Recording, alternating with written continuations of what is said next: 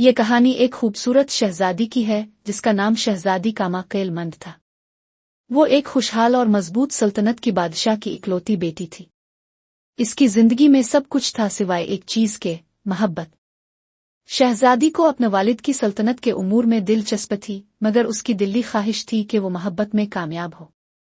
ایک دن جب شہزادی دربار میں بیٹھ کر حکومتی معاملات دیکھ رہی تھی، ایک اجنبی نوجوان جنگجو دربار میں آیا۔ اس نوجوان کا نام عمر تھا اور وہ بہت ہی بہادر اور دلیر تھا۔ شہزادی کی نظر اس پر پڑی اور اس کی آنکھوں میں ایک عجیب سی کشش محسوس ہوئی۔ شہزادی کاما قیل مند نے عمر سے بات کی اور اس سے تعلق قائم کیا۔ دونوں کے درمیان ایک خوبصورت دوستی کا آغاز ہوا جو بعد میں محبت میں تبدیل ہو گئی۔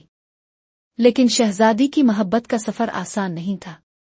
سلطنت کی سیاست، دشمنوں کی سازشیں اور مختلف مشکلات نے ان دونوں کی محبت کو آزمائش میں ڈال دیا۔ شہزادی اور عمر کی کہانی میں ایک اہم پیغام چھپا تھا: محبت محض ایک جذبہ نہیں بلکہ قربانی اور محنت کا نتیجہ ہوتی ہے۔